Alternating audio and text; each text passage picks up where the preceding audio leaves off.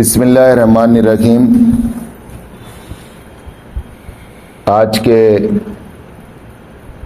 رفا چمبر بیدر کے اس ماہانہ آپ کے گیٹ ٹوگیدر میٹنگ کے سارے شرکا اور بالخصوص رفا چمبر بیدر کے صدر برادر عزیز اشفاق صاحب اور برادر عزیز شیخ سراج صاحب سیکریٹری رفا چمبر بیدر اور یہاں موجود سارے ممبران، السلام علیکم ورحمۃ اللہ وبرکاتہ۔ مجھ سے کہا گیا ہے کہ from Madina market to modern market اس ٹاپک پر آپ کے سامنے کچھ باتیں میں رکھوں، کچھ گفتگو کروں۔ قبل اس کے کہ میں اپنے ٹاپک پر آؤں، آپ کو ابتدا میں دو وضاحتیں کرنا ضروری سمجھتا ہوں۔ پہلا یہ کہ عموماً مذہب کا نام آتے ہی لوگ مذہبی آدمی اور مذہب سے مال کو بالکل دور رکھتے ہیں، اور اس آدمی کو جس کے پاس مال کم سے کم ہو یا جس کی سواری خستہ حال ہو یا جس کا گھر پرانا ہو، اس کو بہت ایک تقوی کا معیار سمجھنے لگتے۔ اسلام نے 1400 سال پہلے سورہ نساء میں سورت نمبر 4 آیت نمبر 5 میں کہا وَأَمْوَالِكُمُ الَّتِي جَعَلَ اللَّهُ قِيَامًا، کہ دیکھو تمہارے مال تمہاری زندگی اور تمہاری فیملی کے بقا اور استحکام کا ذریعہ ہے۔ اور ایک جگہ کہا کہ تمہارے مال تمہاری زندگی کی ڈھال ہیں، اس لیے تم اپنے فیملی کے بھی احمقوں کے ہاتھ میں اسے اس کے حوالے نہ کر دو۔ بہرحال فقہ کے ڈیٹیل مسائل ہیں، اگر کوئی فیملی ممبر بھی احمق ہے، نادان ہے یا عقل سے معذور ہے تو احکامات یہ ہیں کہ اگر وہ بیٹا بھی ہے، بھائی بھی ہے، اس کا چھوڑے ہوئے باپ کا بھی مال ہے، بھتیجا ہے، بھانجا ہے، تو اس ولی کو تک یہ احکامات ہیں کہ تم اس کو نہ دو، کہ کہیں وہ اسے ضائع نہ کر دے، کیونکہ اسے اس کی اہمیت اور امپورٹنس نہیں معلوم۔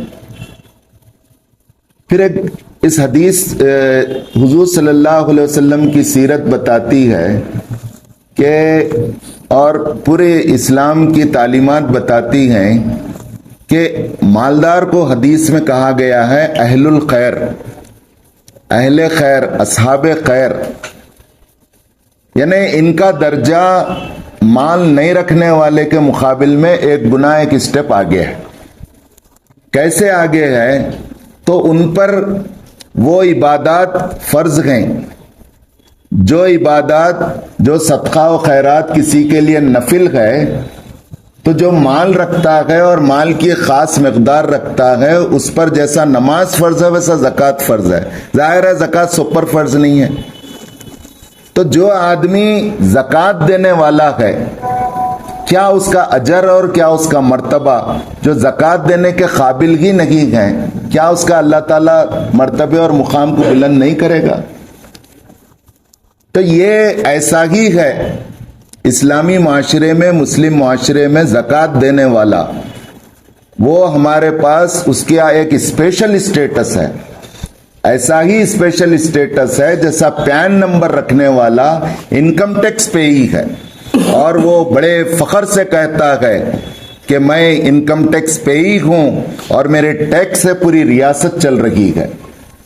اسی طرح زکوٰۃ دینے والا، مال رکھنے والا، اس کا کانٹریبیوشن، اس کا نفل اور فرض صدقات اور اس کا جو حصے داری اور بھاگیداری فیملی میں اور سماج میں ہوتی ہے، ظاہر ہے وہ دوسرے کے مقابل دوسرا غریب آدمی جو پیسہ نہیں رکھتا یا پیسہ اتنا نہیں رکھتا کہ اسے زکوٰۃ کا پین کارڈ مل جائے اور زکوٰۃ فرض ہو جائے، اس کے درجے کو نہیں پہنچ سکتا۔ اس سلسلے میں اب میں مدینہ مارکیٹ سے پہلے آپ کے سامنے وہ مختصر بیک گراؤنڈ رکھنا چاہوں گا کہ مدینہ مارکیٹ کی آخر ضرورت کیوں پڑی۔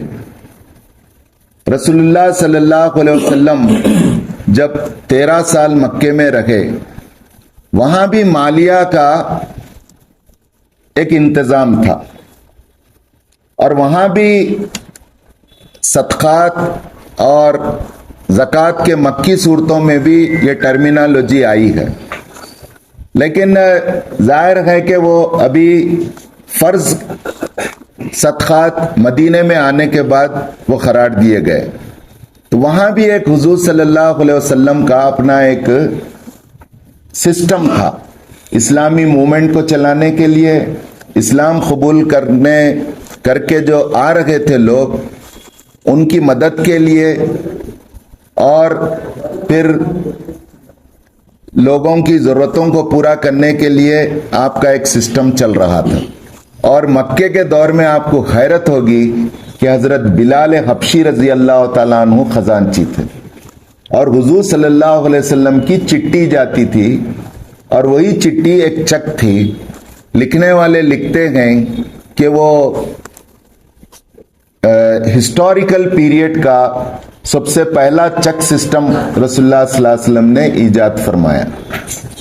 بہرحال مدینہ جب آپ آئے تو آپ نے 2-3 اہم محاذوں پر کام کیا۔ سب سے پہلا کام لوگوں کو جمع ہونے اور اللہ سے تعلق جوڑنے اور ان کا ملنے اور ورک کلچر بنانے کے لیے آپ نے مسجد نبوی کی تعمیر کی، اور یہی وہ مسجد تھی جو دوسری ضرورت مسلمانوں کی یعنی تعلیم کی ضرورت بھی پوری کری۔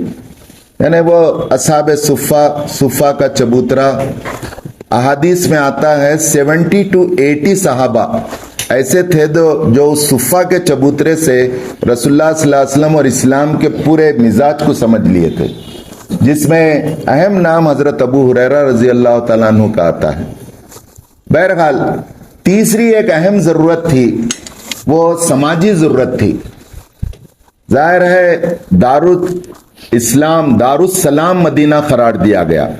دارالسلام کے ٹرمینالوجی کے میننگ اس زمانے میں جو تھے وہ یہ کہ جو اسلام لانے کا دعویٰ کرتے ہیں، اللہ کو رب العالمین مانتے ہیں اور محمد صلی اللہ علیہ وسلم کو رسول کے حیثیت میں ایمان لاتے ہیں، شہادت دیتے ہیں، ان پر یہ ضروری ہے کہ وہ اپنے گھر بار چھوڑ کر مدینے کو آ جائیں، اور جو مدینہ نہیں آئے گا اس کا ایمان کا اعتبار نہیں رہے گا۔ اس زمانے میں یہ اس کا اسٹیٹس تھا، اسی لیے اس کو دارالسلام کہا جاتا تھا، دارالاسلام۔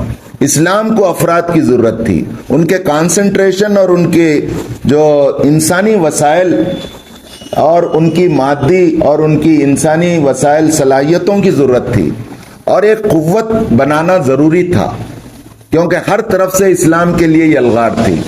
تو وہ اس دور کی اللہ تعالیٰ کی اور اللہ کے رسول کی ایک بہت بڑی حکمت عملی تھی، جو صرف 6 سال کے اندر اسلام کو غالب کر دی، اور بالآخر صحابہ کرام بہت سی قربانیاں دے کر ہجرت کرے۔ ایسا نہیں ہے کہ صرف مکے سے ہجرت کرے، جو اطراف میں اسلام قبول کرے تھے سب لوگوں نے مدینے کو ہجرت کی، اور ان پر ہجرت فرض تھی۔ جو ہجرت نہیں کریں گا اس کا ایمان اور اسلام کا اعتبار نہیں رہیں گا۔ تو بہرحال ابھی آپ نے سنا عبد الرحمن بن عوف رضی اللہ تعالیٰ عنہ بھی تھے اس میں۔ تو یہ تیسری ضرورت تھی کہ مسلمانوں کی مالی، معاشی اور ان کی اقتصادی ضروریات کی تکمیل کیسے کی جائے۔ اس مسئلے کو وقتی طور پر جو حل کیا گیا وہ مواقات تھا۔ میں اس کی تفصیل میں جانا نہیں چاہتا، آپ سب جانتے ہیں۔ جتنے مہاجرین تھے جو مدینے کے لوگ تھے وہ انصار کہلاتے تھے۔ انصار کا بھائی چارہ مہاجرین سے کرا دیا گیا اور کہا کہ تم بھائی بھائی ہیں، اور اس زمین کے اوپر، اس آسمان کے نیچے ایسا مواقعات دنیا نے پھر کبھی نہیں دیکھا۔ لوگوں نے قربانیاں دی اور کہا کہ ہمارا آدھا کاروبار آپ کے لیے ہے، آدھی جائیدادیں آپ کے لیے ہیں۔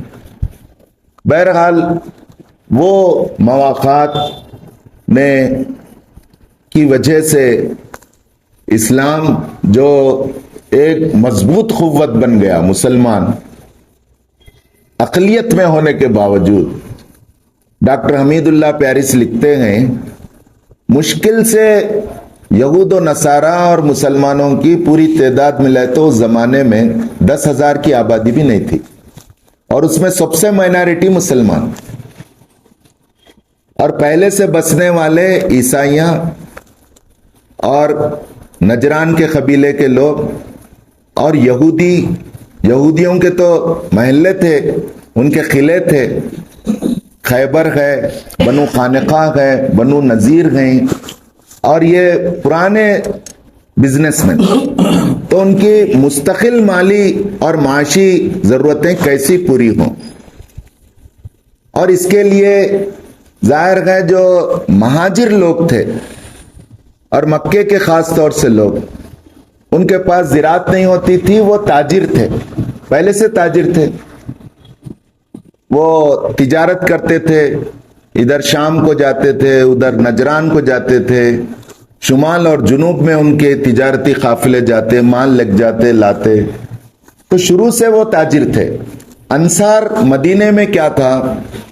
باغات تھے، زراعت تھی، تو انصار تاجر نہیں تھے، انصار کسان تھے، اور وہ کھجور ہوتا تھا، انگور ہوتے تھے، اور وہاں پر ان کے پاس جو فصل ہوتی تھی وہ جو کی ہوتی تھی، کم ہوتی تھی جو کی، اور جو امپورٹ کیا جاتا تھا شام سے اور دیگر ممالک سے، لیکن لوگ جو کو کھاتے تھے، اس لیے جو مہنگی تھی۔ کھجور کے مقابل میں کشمش اور دوسرے کے مقابل میں جو مہنگی تھی، اسی لیے آپ فقہ کے ان مسائل کو اگر یہ معلومات نہیں رہے تو سمجھ نہیں سکتے کہ فطرے میں جو جتنی دینا ہے کھجور اتنے دیو۔ آپ بولیں گے کھجور کا ریٹ تو ہو گیا 500 روپے، اب جو آ رہی ہے آپ کو 60 روپے میں، تو جو اس زمانے میں مہنگی تھی۔ بہرحال میں تفصیل میں گئے بغیر، یہ وہاں پر جو تجارت تھی وہ بنو قانقاہ کا مارکیٹ پر یہودی قبیلے کا کنٹرول تھا، اور اس میں ایک ابو رافع یہودی تھا جو تاجر حجاز کہلاتا تھا، اس کو لقب دیا گیا تھا، جیسا اڈانی امبانی تھا ویسا وہ ابو رافع تاجر حجاز، یعنی حجاز کا پورے اس علاقے کا بزنس مین۔ اس حیثیت سے اس کو ان مارکیٹ میں جو ریٹ کسی بھی چیزوں کا ہوتا، ابو رافع جو طے کرتا وہی مارکیٹ ریٹ ہوتا۔ ابو رافع کا لینے کا پیمانہ الگ تھا، دینے کا پیمانہ الگ تھا، اور اس کو چیلنج کیا تھا ایون یہودیوں کی مارکیٹ میں جا کر عبد الرحمن بن عوف رضی اللہ تعالیٰ عنہ۔ لیکن ظاہر ہے ایک فرد کی ضرورت اور ایک فرد کے بزنس مین بننے سے، تجارت کرنے سے پورے مسلمانوں کی ضرورت پوری نہیں ہو رہی تھی۔ دوسری طرف یہودی کے شرارتیں تھیں، وہ مسلمانوں کو تنگ کرتے تھے۔ ایک مرتبہ ایک واقعہ بھی ہوا، ایک واقعہ یہ ہوا کہ ایک مسلمان عورت بنو قانقاہ کے بازار میں آئی، بازارچ وہ تھا، دوسرا بازارچ نہیں تھا، اپنا مال ایک طرف بیٹھ کے بیچ لی۔ بیچنے کے بعد یہودی سونے کا بھی کاروبار پہلے سے ان کے ہی ہاتھ میں ہے، تو وہ خاتون جا کے ایک یہودی سنار کی دکان پر گئی اور کچھ وہ خریدنا چاہتی تھی، اس نے انہیں بے پردہ ہونے کے لیے کہا، انہوں نے انکار کر دیا۔ جب انکار کیا تو اس نے پیچھے سے اپنے ایک اسسٹنٹ کو اشارہ دیا کہ یہ خاتون کے پیچھے کا جو کپڑے کا حصہ ہے نچلے حصے کو کسی چیز سے باندھ دے. وہ بیٹھی ہوئی تھی, اس نے باندھ دیا. ظاہر ہے جب یہ اٹھی تو پھر بے پردگی ہو گئی اور برہنہ ہو گئی تھوڑی دیر کے لیے. وہ بیچاری رونے اور چلانے لگی. اس کے بعد ایک مسلمان صاحب آئے اور آ کر اس یہودی کو اتنا مارا کہ وہ ختم ہو گیا. پھر وہ یہودیوں کا بازار تھا, سنار یہودی کا قتل ہو گیا. تو وہ جو قاتل تھے مسلمان صاحب, پورے یہودی مل کر اس پر حملہ کرے اور اس مسلمان کا بھی قتل ہو گیا. اس کے بعد وہ مسلم جس کا قتل ہوا اس کے خاندان والے شور مچانا شروع کرے کہ آخر اس کا کوئی حل ہے کہ نہیں ہے. اللہ کے رسول صلی اللہ علیہ وسلم تک یہ بات پہنچی تو رسول اللہ صلی اللہ علیہ وسلم نے ایک بڑا منصوبہ بنایا, پلان بنایا, اور وہ شوال 15 شوال کو آپ نے بنایا اور مسلمانوں سے, جوانوں سے کہا کہ بنو خانقہ قبیلے کا مجھے محاصرہ کرنا ہے, پورا گھیراؤ کرنا ہے. اور تاریخ میں آتا ہے 2 ہفتے آپ نے گھیراؤ کیا, کسی کو نکلنے نہیں دیا, یہاں تک کہ ذوالقعدہ کا چاند نظر نہ آ گیا. اس کے بعد ان کے مردوں نے, ربی لوگوں نے کہا کہ اب ہم سرنڈر ہونے کے لیے تیار ہیں, محمد صلی اللہ علیہ وسلم جو فیصلہ کرتے ہیں ہمیں منظور ہے. تو آپ نے 400 بنو خانقہ کے مردوں کو اور 300 ان کے ہتھیار رکھنے والے جوانوں کو, 700 لوگوں کو باندھ دیا اور اریسٹ کر دیا. تاریخ میں آتا ہے کہ عبداللہ بن ابی جو منافقوں کا سردار تھا, اس کی یہودیوں سے سانٹھ بانس تھی, اس کو انہوں نے ذریعہ بنایا. اس نے رسول اللہ صلی اللہ علیہ وسلم سے ہاتھ جوڑے, بہت ریکویسٹ کی کہ انہیں معاف کر دو. رسول اللہ صلی اللہ علیہ وسلم نے ایک نہیں سنی. ایسے ہی 2-3 دن گزر گئے. اس کے بعد اس نے رسول اللہ صلی اللہ علیہ وسلم کے کرتے کے جیب میں ہاتھ ڈال کے ٹھہر گیا اور روک دیا کہ اللہ کے رسول آپ انہیں معاف کر دو, میں آپ کو جانے نہیں دوں گا, آپ ان پر رحم کرو. تو رسول اللہ صلی اللہ علیہ وسلم نے پھر ایک فیصلہ کیا کہ وہ سب یہاں سے جلا وطن کر دیے جائیں, مدینہ چھوڑ دیں, اپنے محلوں کو اور گھروں کو چھوڑ کر یہاں سے چلے جائیں, شرط پہ میں انہیں چھوڑوں گا. تو پورے بنو خانقہ کے 700 لوگ شام کی طرف چلے گئے اور کچھ بڑے بزرگ, بڑی عمر کے جو یہودیاں تھے, وہ اگر رہنا چاہے تو رسول اللہ نے انہیں اجازت دی. چند دنوں کے بعد وہ مر گئے. اس طرح پوری طرح یہودی محلے بنو خانقہ کا رسول اللہ نے خاتمہ کر دیا. پھر اس کے بعد اب یہ ضرورت تھی کہ مسلمانوں کا بزنس اور ان کا بازار ایک بنایا جائے. تو حضور صلی اللہ علیہ وسلم نے, آپ نے اعلان کیا مسجد نبوی کے قریب کہ ہم ایک ہماری مارکیٹ بنائیں گے, اور قریب میں پورے مسلمانوں کو جمع کر کے کہا کہ یہ تمہارا اپنا بازار ہے, اور جو من جانب سوقی, جو میرے بازار کی طرف آئے گا, چاہے وہ خریدار کی حیثیت سے ہو کہ تاجر کی حیثیت سے ہو, وہ کل مجاہد فی سبیل اللہ, وہ اللہ کی راہ میں جیسا ایک مجاہد فی سبیل اللہ ہے وہ رہے گا. مجاہد فی سبیل اللہ کیا کرتے ہیں؟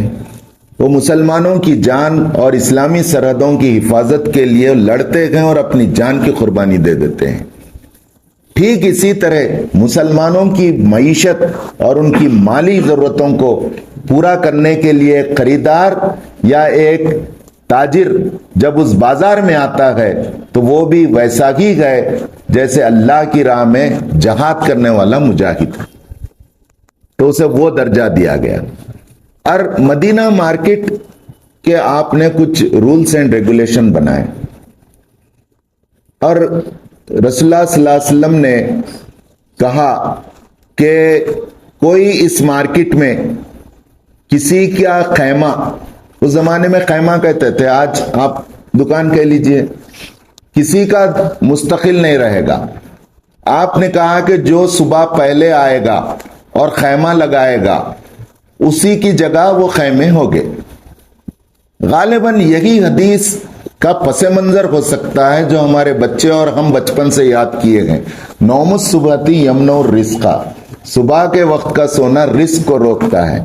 ابھی صبح بلاسودی سوسائٹی کی میٹنگ تھی تو گفتگو میں یہ بات آئی کہ گاون چوک کے پاس ایک کومٹی کی دکان ہے جو سب سے پہلے کھلتی ہے اور سب سے زیادہ گراہک اس کا ہوتا ہے. تو ایک وہاں پہ بھی کیا ہو گیا، ایک صاحب مسلمانی تھے، انہوں نے پرمنٹ ایک جگہ پر قبضہ کر لیا. اللہ کے رسول سے لوگوں نے شکایت کی تو اللہ کے رسول نے کہا کہ اس خیمے کو اور اس دکان کو جلا دو. تو رسول اللہ کے اس اقدام سے یہ معلوم ہوتا ہے کہ اس مدینہ مارکیٹ کو کن اصولوں پر آپ نے کھڑا کیا تھا، اور اصولوں پر آپ نے ایک مسلمان کی دکان بھی پرمنٹ ان جگہ نہیں چھوڑ رہا تھا تو اس کی جلا کر دکان کو میں اصولوں پہ کمپرومائز نہیں کرتا آپ نے بتا دیا. پھر اس سلسلے میں آپ نے کہا، آپ نے مستقل یہ بنایا، خود بھی مدینے کی مارکیٹ کو چلے جاتے کبھی کبھی، اور باضابطہ انسپیکٹرز رکھے، اکاؤنٹنٹس رکھے، ویٹ اینڈ میجرمنٹ کے رکھے. تاریخ میں تو اتنے دلچسپ واقعات آتے ہیں کہ مردوں کو بھی رکھے عورتوں کو بھی رکھے. خود حضرت عمر بن خطاب رضی اللہ تعالیٰ عنہ اکاؤنٹنٹ اور انسپیکٹرز میں سے تھے. ایک مرتبہ یہ مشہور واقعہ آپ نے سنا ہوگا، رسول اللہ صلی اللہ علیہ وسلم مدینہ مارکیٹ میں گئے تو ایک خیمے کے سامنے ڈھیر سارا اناج پڑا تھا. آپ نے اندر ہاتھ ڈالا، ہاتھ کو اوپر لیا تو گیلا مال آیا، گیلا اناج آیا، بھیگا ہوا. کہا کہ یہ کیا ہے؟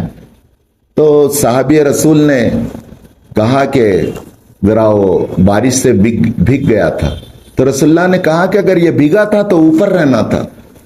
اور وہ موقع پر وہ تاریخی جملہ آپ نے کہا، من غشانا لیس منا فلیس منا، جو دھوکہ دے وہ ہم میں سے نہیں ہے، وہ میری امت میں سے نہیں ہے. یہ بھی ہم چہلے حدیث میں یاد دلاتے ہیں، حدیث کا ٹکڑا ہے. یہ اسی موقع پر آپ نے کہا تھا، اس کا پس منظر اس حدیث کا وہ ہے. اور ان کو خبردار کیا کہ اگر نیکسٹ ٹائم ایسا ہوگا تو تمہیں دکان لگانے کی اجازت نہیں ہوگی. پھر عورتیں بھی تجارت کرتی تھیں. پھر اس مدینہ مارکیٹ کا ایک اور خاص بیک گراؤنڈ ہے.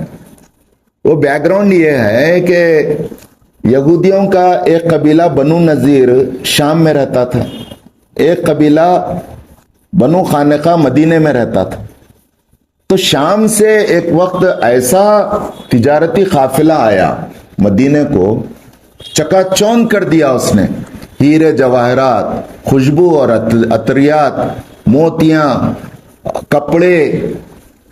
تو تاریخ میں آتا ہے پورے صحابہ جو قسم کرسی کے عالم میں تھے بڑی حسرت کی نگاہ سے دیکھے اس قافلے کو اور سوچنے لگے کہ کیا آج ساری دولت اور ساری نعمتوں یہودیوں کے پاس ہیں، ہم اس سے محروم ہیں.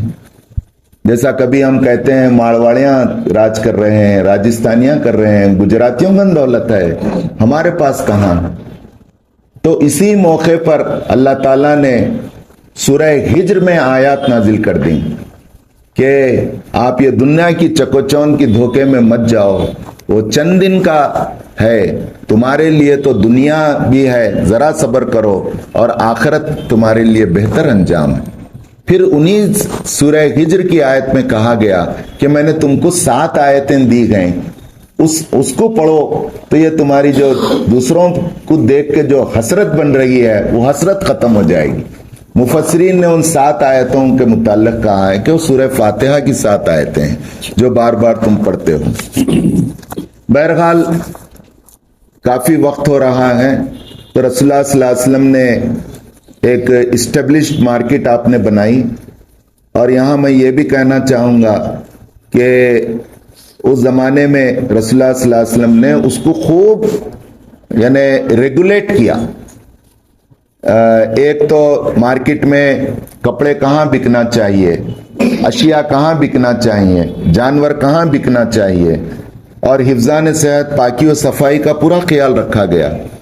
تو اس کی تفصیلات میں ہم اس کو لے سکتے ہیں کہ گوشت کہاں بکنا چاہیے، مچھلی اور مرغی کہاں بکنا چاہیے، ہاں گندگی کی چیزیں ہیں تو صفائی کیسے ہونا چاہیے۔ دوسری چیز یہ بھی ملتی ہے کہ تاجر اور گاہک دونوں بھی اسلحہ لائیں تو اس کے کچھ رولز تھے۔ ظاہر ہے اس زمانے میں اسلحہ پہ پابندی نہیں تھی، تلوار نیام کے اندر رہتی جیسا سردار جی لے کے پھرتے ہیں۔ تو ہم اس سے یہ نتیجہ لے سکتے ہیں کہ کوئی تکلیف دہ چیز بازار میں لے کر دوسروں کو تکلیف دینے والی نہ لائیں۔ تیسری چیز اس سے یہ معلوم ہوتا ہے کہ راستوں میں نہ بیٹھیں، کسی کو راستے میں بیٹھنے کی اجازت نہیں تھی۔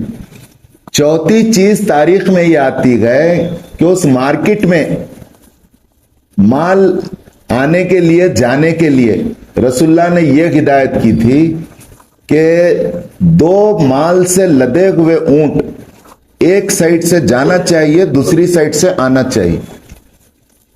تو بعض مورخین کہتے ہیں اس زمانے کا لیلینڈ گاڑی اونٹ تھی، یہ زمانے کا اونٹ لیلینڈ گاڑی ہے، تو 2 لیلینڈ پورا اوور لوڈ ایک سائڈ سے جانا چاہیے، ایک سائڈ سے آنا چاہیے، اور تاجر لوگ دکان کے مال کو باہر رکھ کر راستہ خراب نہیں کرنا چاہیے۔ اور پھر بعض احادیث کے مطالعے سے یہ بات آتی ہے کہ گاہک تمہارے لیے ایک مہمان کی طرح ہے، تم جیسے مہمان کی عزت کرتے ہو ویسے گاہک کی عزت کرو۔ پھر اس کے بعد احادیث میں آتا ہے کہ شام سے اور نجران سے عیسائی آئے اور شام سے کچھ یہودی آئے، ظاہر ہے ان کو پیسہ ہونا، تجارت ہونا، تو وہ بھی اسلامی اصولوں پر حضور صلی اللہ علیہ وسلم کے بنائے ہوئے وہ پرمیشن لے کر وہاں پر انہوں نے بھی تجارت کی۔ لیکن ایک یہاں میں یہ بات بھی کہنا چاہوں گا جس کو ابن خلدون نے نقل کیا ہے کہ جس طرح ابو رافع یہودیوں کو لے کے اکجا اور متحد کر کے ریٹ گرا دیتا تھا، اور لینے کا پیمانہ اور دینے کا پیمانہ الگ کر دیتا تھا، اسی طرح ابن خلدون لکھتے ہیں کہ مادی لحاظ سے ایک ہمارے بزنس کی، تجارت کی ایک عصبیت ہونا چاہیے ہمارے اندر، یعنی صرف نیٹ ورکنگ اور جڑنے کی حد تک نہیں، جیسا خاندانی عصبیت رہتی ہے، میرے باپ کو اگر کوئی گالی دیا تو میں دفاع کرتا ہوں اس کا، ورنہ میرا ضمیر چپ نہیں بیٹھنے دیتا۔ ٹھیک اسی طرح مسلمان کا کاروبار، مسلمان کی دکان، مسلمان کا ادارہ، مسلمان کا دواخانہ، یہ اسٹیبل ہونا چاہیے، یہ انسٹیبل نہیں ہونا چاہیے۔ اس لیول تک ہمیں ایک عصبیت ہونی چاہیے۔ یہ عصبیت جائز ہے کیونکہ یہ عصبیت مطلوب ہے، اور اگر مسلمان اسٹرانگ ہوں گا، معاشی لحاظ سے اسٹرانگ ہوں گا، تو اسلام ایک طاقت اور محسوس ہونے والی قوت بنے گا۔ اور ظاہر ہے اسلام حق ہے، سچا دین ہے، تو اسے پھیلنا چاہیے، دوسروں کو سکیڑنا چاہیے، یہ منطقی بات ہے۔ دوسروں کو اس زمین کے اوپر پھیلنے کا جواز ہی نہیں ہے، لیکن وہ پھیل رہے ہیں۔ آج یہ عصبیت 2 لوگوں میں ہم دیکھتے ہیں، ایک مارواڑیوں میں دیکھتے ہیں کیسا وہ گرتے کو سنبھال لیتے ہیں، اور مسلمانوں میں بھی ایک طبقہ ہے، فرقہ بھی بولوں تو میں چل جائے گا، وہ بحیرے ہیں، بمبئی کے بھائیاں برہان الدین بحیرے جو ہیں، جو پاکستان میں بھی ہیں، بمبئی میں بھی ہیں، انگلینڈ میں بھی ہیں۔ وہ کیسا کوئی نوکری نہیں کرتا، آپ دیکھے ہوں گے بحیرہ، اور وہ بحیرے کیسا کسی کو لاس ہو جائے تو کیسا اسٹیبل کرتے ہیں، کیسا سپورٹ کرتے ہیں۔ تو اس لیول تک ہم آگے بڑھنا چاہیے۔ میں اپنی بات کو آگے بڑھاتے ہوئے یہ بات بھی کہنا چاہوں گا، حضرت خدیجۃ الکبریٰ رضی اللہ تعالی عنہا جو ام المومنین ہیں ان کے متعلق ظاہر ہم جانتے ہیں کہ 40 سال کی تھیں وہ، حضور صلی اللہ علیہ وسلم 25 سال کے تھے، شادی ہوئی تو جب 40 سال کی تھیں تو وہ تاجر تھیں اور اس زمانے میں 25,000 دینار ان کے پاس کیپٹل تھا، سرپلس اماؤنٹ تھا. تو میں رفا چمبر سے یہ بھی کہنا چاہوں گا کہ ہماری کئی لڑکیاں پڑھی لکھی ہیں، سافٹ ویئر انجینئر ہیں، گھر بیٹھے وہ فارمیسی کا کاروبار کر سکتی ہیں، آن لائن کاروبار کر سکتی ہیں، اور بعض تو کر بھی رہی ہیں. تو آپ ان کا بھی ایک سیل بنائیے، ان کو بھی پروموٹ کیجئے، ان کو بھی انکریج کیجئے، اپنے حدود میں رہتے ہوئے انہیں بھی کمانے کا اسلام حق دیتا ہے. اور بہت سی لڑکیاں کر بھی رہی ہیں، کما بھی رہی ہیں، تو ہم ان کو بھی نیٹ ورک سے جوڑ سکتے ہیں. اب میں آپ سے آخری بات یہ کہنا چاہوں گا کہ عموماً ہم یہ ہمارے ذہن کا ایک فریم ورک ہے کہ اسلام پہ چلے تو ہم پیسہ نہیں کما سکتے. یہ ہمارا اصل thought process, wrong thought process کا نتیجہ ہے، جو کہیں نہ کہیں یا تو ہمارے بڑے بٹھا دیے ہیں، یا کہیں نہ کہیں ہم یہ چمک دمک سے یہ میسج لے لیے. جیسا کچھ لمحے کے لیے انصار لے لیے تھے، مسلمان مدینے کے لے لیے تھے، لیکن اسے دفع کیا گیا، اللہ تعالیٰ نے اس کا نوٹس لیا، آیات نازل کی. تو ہمارے بھی اس سوچ کا اللہ تعالیٰ نوٹس لے رہا ہے، اور ہماری بھی یہ تھاٹ پروسیس بدلنا چاہیے کہ ہم دیکھو آج گجراتیاں ایسے ہیں، مارواڑیاں ویسے ہیں، اور راجستھانیاں ایسے ہیں، ان کے پاس ہی سب کچھ گٹس ہیں، ان کے پاس نیٹ ورکنگ ہے. نہیں، ہم بھی کما سکتے ہیں، ہم بھی کر سکتے ہیں. الحمدللہ رفا اچھا کام کر رہا ہے، پرموٹ ہو رہے ہیں، لوگ جڑ رہے گئے، سپورٹ ہو رہی ہے. پازیٹیو سوچیں، آگے بڑھیں گا. یہاں کی ایک اذان ہو گئی، فقہ کے مسئلے کے لحاظ سے ایک اذان سن لینے کے بعد ایک مجلس میں آپ سیم اذان کے لیے اپنی گفتگو جاری رکھ سکتے ہیں. پھر یہ سوچ اگر ہم میں ڈیٹیل میں گئے بغیر ماڈرن مارکیٹ میں اس کی بہت سی پیچیدگیاں ہیں، خاص طور سے ہمارا جو اسٹیٹ کی پالیسی ہے، یعنی حکومت کی پالیسی ہے، سینٹرل گورنمنٹ کی فائنانس ڈپارٹمنٹ کی پالیسی، اور خاص طور سے ایکسٹرنل افیئر پالیسی، ابھی آپ دیکھیں گے 2-3 ہفتوں سے یہ پوری فیل ہو چکی ہے. پورے پریشان ہیں یو ایس اے کے ٹیرف کی وجہ سے. پورے اڈانی، امبانی اور ان کے گروہ اب سوچ رہے ہیں کہ 40 ممالک کی لسٹ بنائے ہیں. پورا راجستھان، پورا گجرات، پورا آپ کا ٹیکسٹائل انڈسٹری تمل ناڈو، اربوں ڈالر کا جو ایکسپورٹ ہوتا تھا پورا بند ہو چکا ہے. تو رسول اللہ صلی اللہ علیہ وسلم نے آپ جب تک تھے بازار امپروو ہونا، اگر ٹیکس لگائیں گے تو قیمت بڑھے گی، قیمت بڑھے گی تو تاجر کا گراہک کم ہوگا اور مہنگی ہو جائیں گی چیزیں، لوگ نہیں لیں گے. تو آپ نے ٹیکس آپ تھے تک نہیں لگا تھا. ظاہر ہے حکومت بڑی پھیلی تو حکومت کی ضرورتیں بڑھی. حضرت ابوبکر اور حضرت عمر رضی اللہ تعالیٰ عنہ کے زمانے میں ٹیکسز لگے. ٹیکس لگتا ہے، لگنا چاہیے، دینا چاہیے. اسٹیٹیوٹری جتنے کمپلائنسز ہیں ہمیں رجسٹریشن کرانا چاہیے. اس کو بچانے، اس سے بچنے کیس میں اگر آپ جائیں گے تو آپ کی کریڈیبلٹی افیکٹ ہوگی، اور کبھی بھی آپ نقصان میں آئیں گے. کبھی بھی آپ کو افسروں کے سامنے جھک کر ٹھہرنا پڑے گا. جب سے یہ ڈیجیٹلائزیشن ہو چکا ہے، آپ یہ پورے کمپلائنسز کو آپ اوکے کر لیں اپنے. تو یہ حضرت عمر کے زمانے میں ایک بات آتی ہے کہ 10% ٹیکس تھا.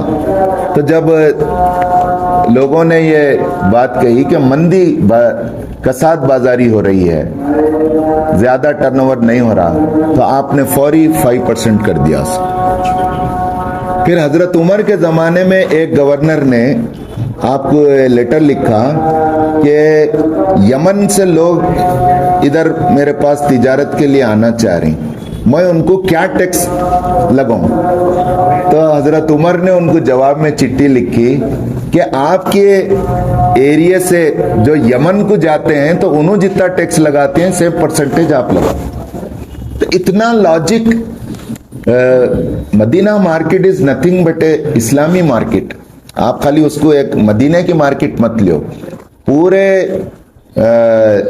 اسلامی جو اکنامکس ہے اس کی بنیاد پر جو بزنس ہوتا ہے وہ اس کا ایک ماڈل تھا، حضور صلی اللہ علیہ وسلم نے ابتدا کی، وہ پھر میچور ہوتے ہوتے ہوتے حضرت عمر کے زمانے تک اچھا میچورٹی آ گئی اس میں۔ اور ہمارے فقہاء نے بہت سی کتابیں لکھی ہیں، لیکن زیادہ تر حصہ کتابوں کا مال کے جو انسٹرومنٹس ہیں اس کے اوپر ہے۔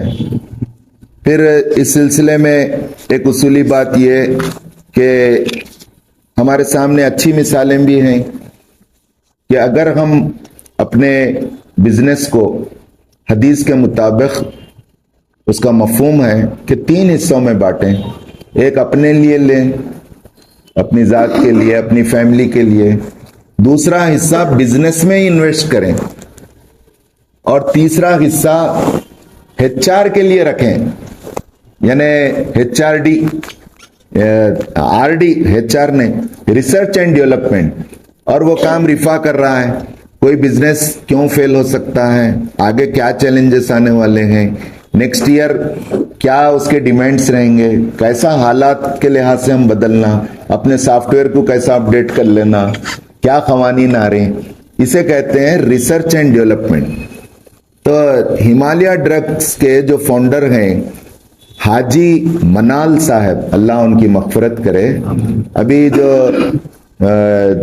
ان کے پوترے وہ ہیں قاضی دانیال، وہ تو وہ ان کی جو ترقی تھی اس کی سب سے اہم وجہ یہ تھی کہ انہوں کسی ایک ایجنسی کو ڈیلرشپ نہیں دیتے تھے۔ حضور صلی اللہ علیہ وسلم نے یہ مونوپولی کو ختم کیا، اور ان کے زمانے میں اب پورے ان کو دیکھ کے پورے کمپنیز فارما کے، ڈرگز کے اور دوسرے بھی کون لیتے ہیں لے لیو، اس سے ان کا سیل بڑھ رہا ہے۔ نہیں تو پہلے ایک ایجنسی کی مونوپولی ہوتی تھی، بھائی گواہی دیں گے ہمالیہ ڈرگز کا آئٹم ہر ایجنسی میں ملتا تھا، کون لینا ہے لے لیو۔ تو ان کی ترقی کا راز پوچھے تو انہوں نے جواب دیا کہ اس میں تیسرا حصہ اللہ کا ہے، اور میرا پارٹنر تیسرا اللہ ہے، اور اللہ جس بزنس کا پارٹنر ہو جائے وہ بزنس ترقی کرتا ہے۔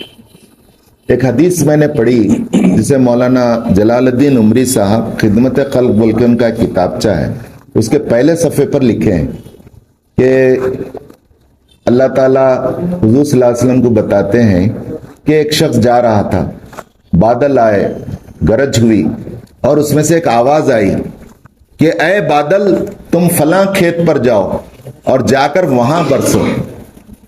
اب یہ شخص پریشان کہ میرے کو یہ آواز آئی اور جغرافیہ بتایا گیا، تو ان چلتے وہاں تک گیا، وہاں جا کے دیکھا تو ایک کسان کام کر رہا تھا اور وہاں بادل برابر برسے۔ تو اس نے پوچھا آپ کی کیا خوبی ہے؟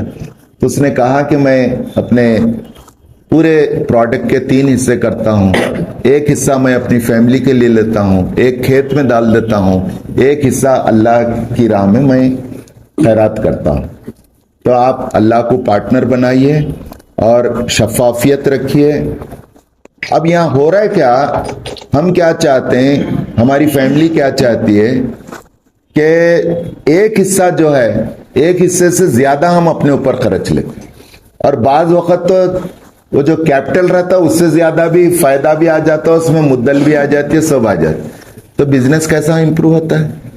پیسے لگ جائے، شادیاں کر لیے، چھلے چھٹیاں کر لیے بزنس کے، تو بزنس اوپر آئیں گا کہ نیچے جائیں گا؟